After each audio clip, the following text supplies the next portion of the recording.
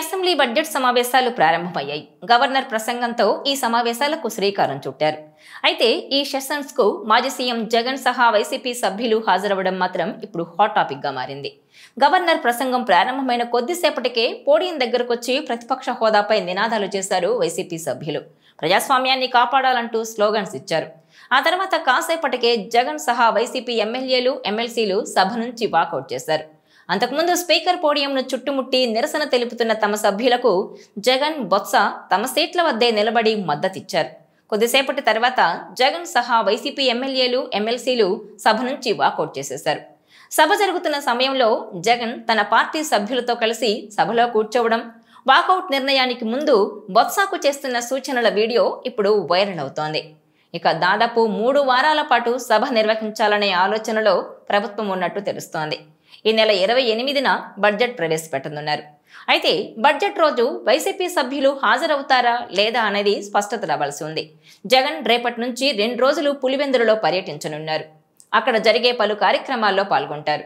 ఇక జగన్ ఈ సమావేశాలకు వస్తారా లేదా అనేది పార్టీ నేతలకు కూడా స్పష్టత లేదు.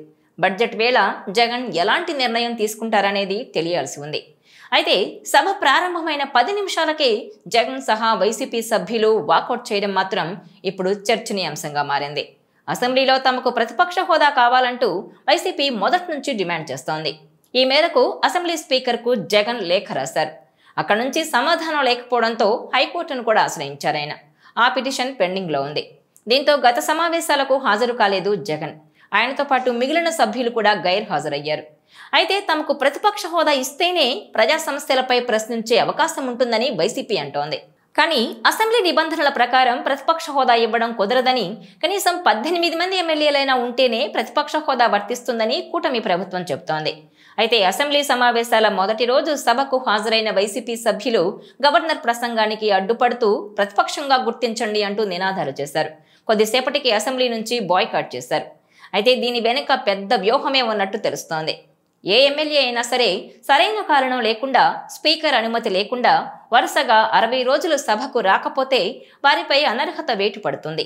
ఈ నేపథ్యంలోనే ఇటు స్పీకర్, అటు డిప్యూటీ స్పీకర్ ఇద్దరూ కూడా జగన్ సహా ఇతర వైసీపీ ఎమ్మెల్యేల గైర్హాజరు గురించి కీలక వ్యాఖ్యలు చేశారు. ఈసారి సభకు రాకపోతే అనర్హత వేటు పడుతుందని, పులివెందుల సహా వైసీపీ నుంచి ఎమ్మెల్యేలుగా గెలిచిన ఆయా నియోజకవర్గాల్లో ఉప ఎన్నికలొస్తాయని కామెంట్ చేస్తూ వస్తున్నారు. ఇటీవల మహాకుంభమేళాలోనూ ఇదే అంశం చర్చకొచ్చింది.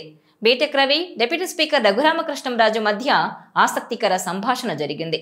పులివెందులకు ఉప ఎన్నిక రావాలని గట్టిగా మొక్కుకో అంటూ త్రివేణి సంగమంలో పుణ్యస్నానం ఆచరిస్తూ ఇంట్రెస్టింగ్ కామెంట్స్ చేశారు రఘురామ. ఈ నేపథ్యంలోనే అనర్హత వేటు నుంచి తప్పించుకునేందుకే జగన్ అసెంబ్లీకి వచ్చినట్టు తెలుస్తోంది. గవర్నర్ ప్రసంగం ప్రారంభమైన 10 నిమిషాలకే ఇక చాలే పోదాం పదండి అన్నట్టు వైసీపీ సభ్యులంతా బయటకొచ్చేశారని ప్రచారం జరుగుతోంది.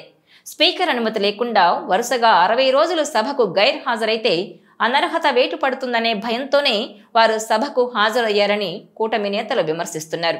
ఇక కనీస సభ్యులు లేని పార్టీకి ప్రతిపక్ష హోదా ఎలా ఇస్తారని, ఈయన కోసం ఏమైనా ప్రత్యేక చట్టం తీసుకురావాలంటూ కామెంట్స్ చేస్తున్నారు. తన హయాంలో జరిగిన వ్యవహారాలన్నీ తెరపైకొస్తాయనే భయంతోనే అసెంబ్లీకి జగన్ ముఖం చాటేస్తున్నారని విమర్శలు గుప్పిస్తున్నారు. ఇక 2 రోజుల పాటు కడప జిల్లాలో పర్యటించనున్నారు జగన్.